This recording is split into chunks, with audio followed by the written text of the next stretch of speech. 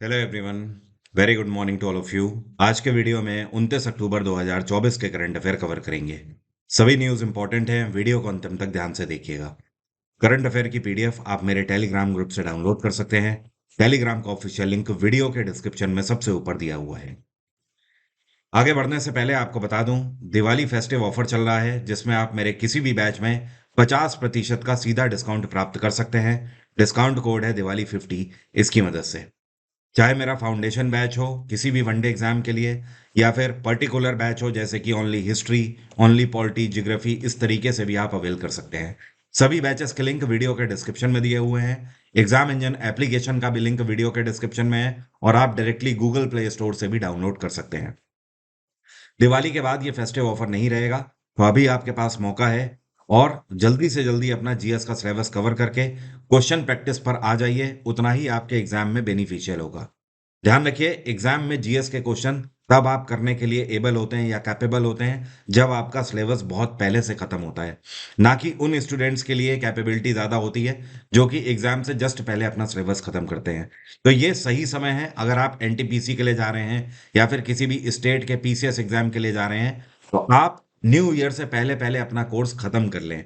और ऐसा तब हो पाएगा जब आप अभी से अपना सिलेबस खत्म करना चालू करेंगे, क्योंकि आपको भी पता है जीएस बहुत वास्ट है, कई सारे सब्जेक्ट हैं और वो सारे आपको कवर करने होंगे। वीडियो में सबसे पहले पिछले वीडियो के क्वेश्चन की बात करते हैं। 26 अक्टूबर के करंट अफेयर में मैंने आपसे ये सवाल पूछा था कि जो राष्ट्रपति हैं, ठीक है, इनको राज्यसभा का सभापति कहा जाता है, या फिर आप ये बोल सकते हो राज्यसभा का चेयरपर्सन उपराष्ट्रपति होते हैं। यहां पर मैंने आपको ये भी बताया था उस दिन कि केवल राष्ट्रपति की बात नहीं हो रही है, प्रेसिडेंट लिखा है एक्चुअली, यहां पर उपराष्ट्रपति की बात हो रही है।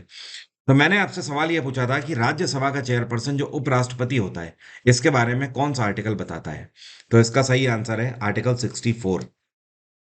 कई लोगों ने इस आंसर को गलत कर दिया है क्योंकि उन्होंने आर्टिकल 63 आंसर में लिखा है, जबकि आपको बता दूं आर्टिकल 63 बताता है कि भारत का एक वाइस प्रेसिडेंट होगा, मतलब एक उपराष्ट्रपति होगा, जबकि आर्टिकल 64 ये बताता है कि वो उपराष्ट्रपति राज्यसभा का चेयरपर्सन होगा। आर्टिकल 61 राष्ट्रपति के इम्पीचमेंट के बारे में बताता है और 62 ऑफिस फिलर के बारे में बताता है कि अगर राष्ट्रपति अपने पद पे नहीं है तो उनके पद पे उपराष्ट्रपति अगले 180 दिन के लिए मैक्सिमम सर्व कर सकते हैं।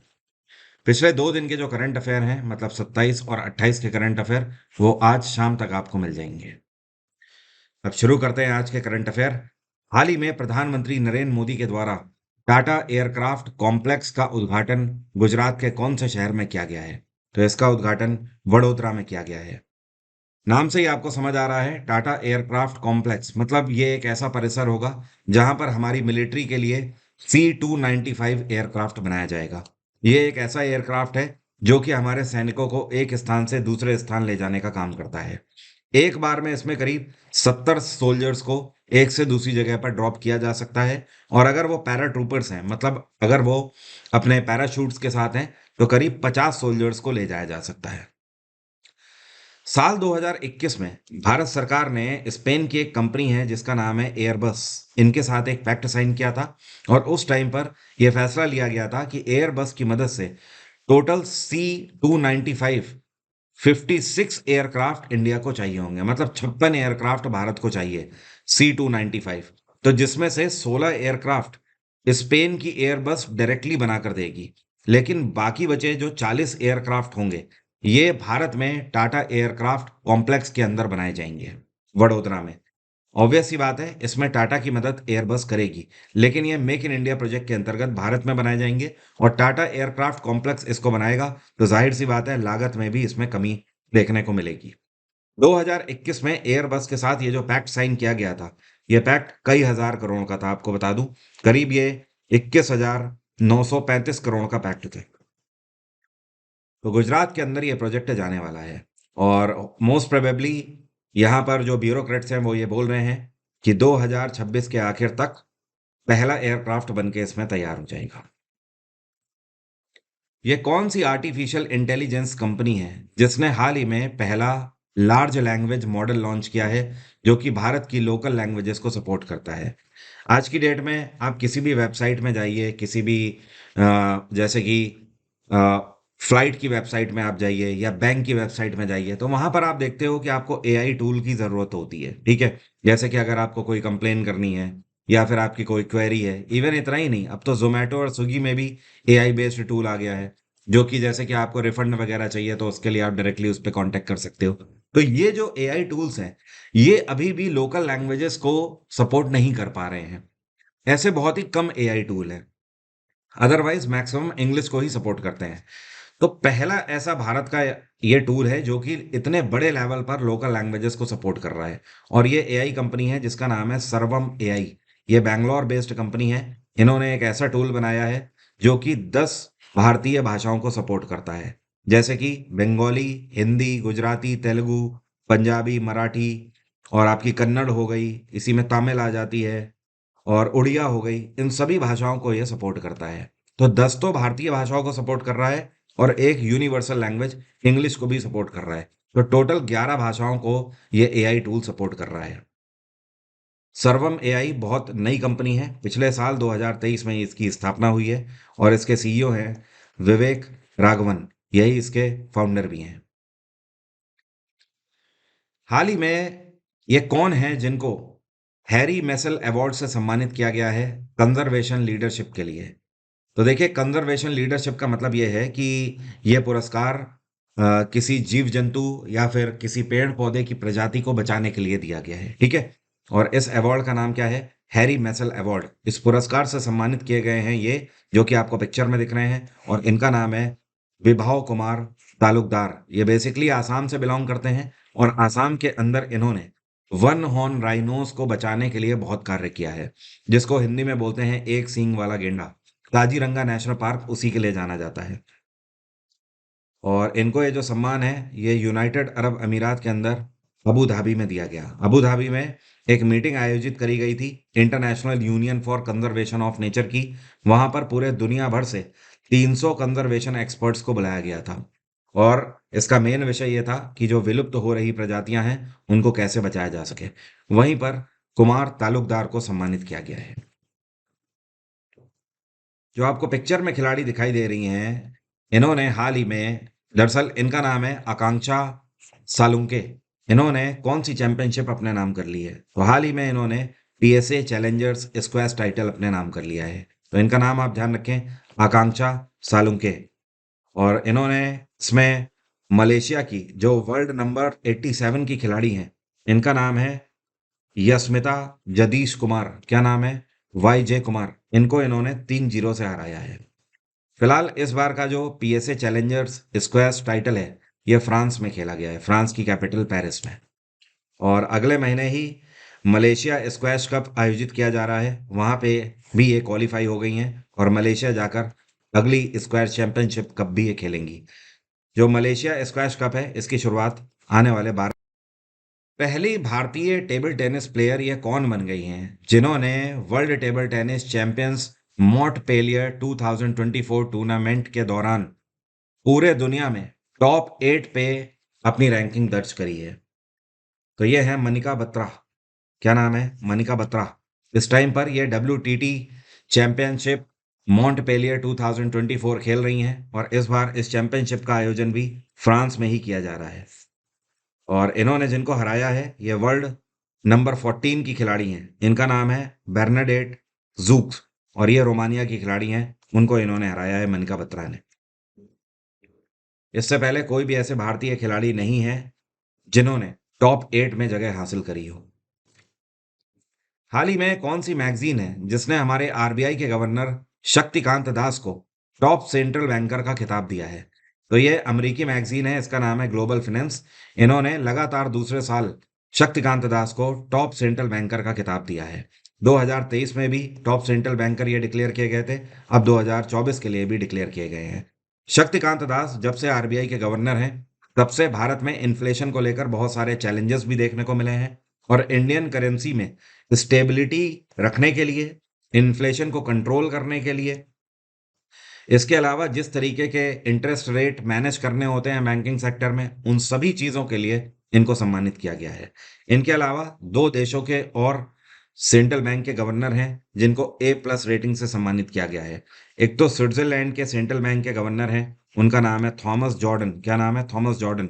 इनको सम्मानित किया गया है। और दूसरे डेनमार्क के हैं, इनका नाम है क्रिस्टीन कैटल। क्या नाम है?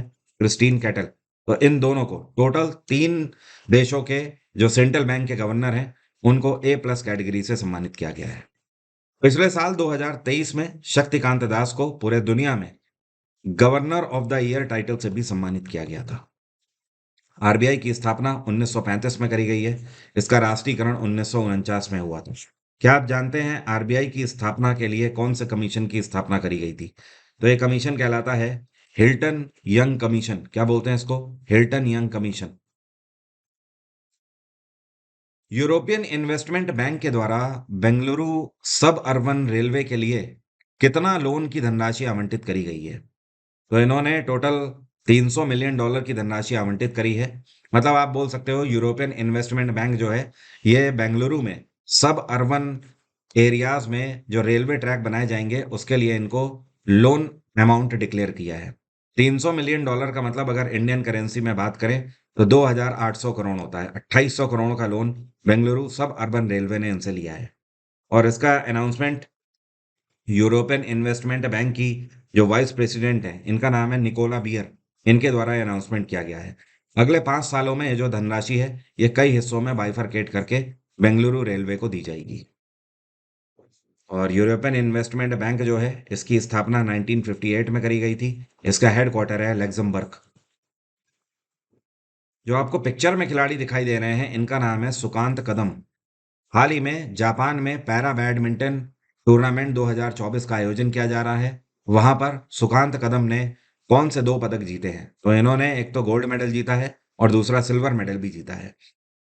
तो सिंगल्स कैटेगरी में इन्होंने गोल्ड मेडल जीता है और डबल्स कैटेगरी में इनके जो साथी खिलाड़ी हैं, इनका नाम है दिनेश राजैया। क्या नाम है? दिनेश राजैया। उनके साथ मिलकर सिल्वर मेडल भी इन्होंने अपने नाम किया है। ये कौन सा बैंक है जिसको 2024 के लिए बेस्ट बैंक इन इंडिया के खिताब से नवाजा गया है?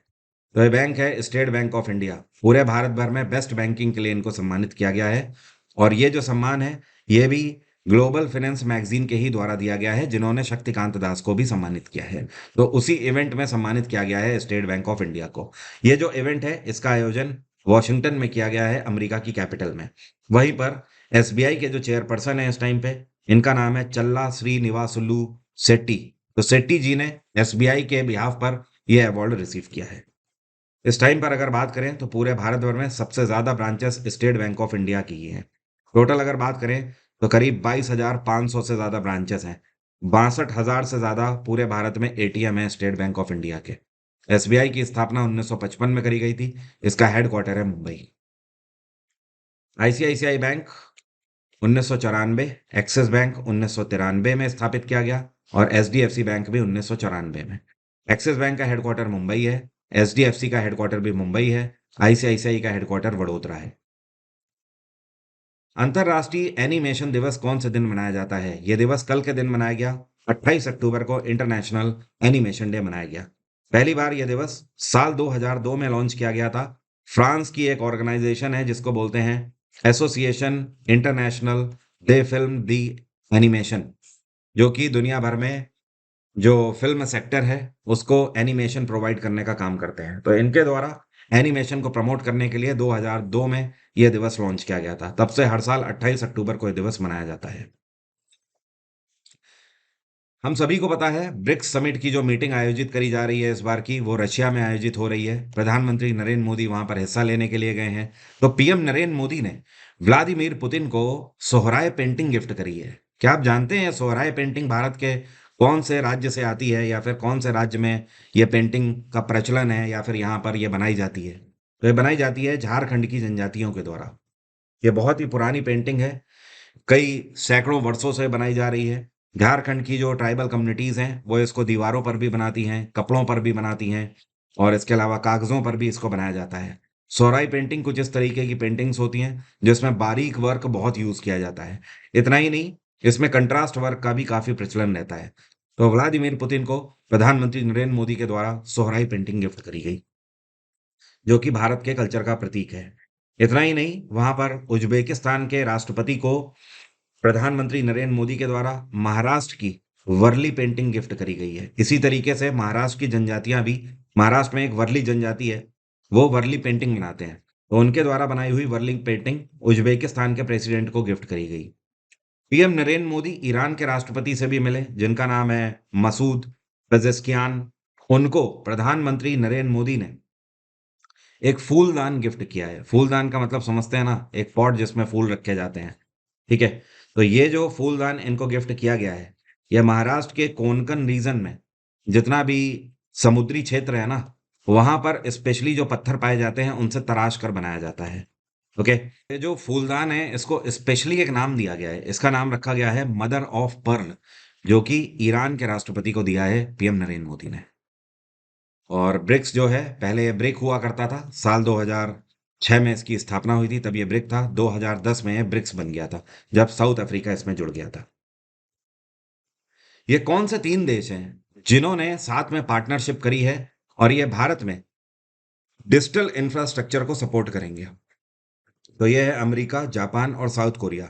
तीनों देश जानते हैं कि इस टाइम पर भारत पूरे दुनिया में सबसे बड़ा उभरता हुआ बाजार है, चाहे वो फिर डिजिटल क्षेत्र की बात हो, चाहे वो सोलर एनर्जी की बात हो, या फिर आर्टिफिशियल इंटेलिजेंस की बात हो। तो यूएस, जापान और साउथ कोरिया ये चाहते हैं कि भारत में ये निवेश करेंगे डिजिटल इंफ्रास्ट्रक्चर में। ऑब्वियस सी बात है, इसका सबसे बड़ा फायदा भारत को होने वाला है।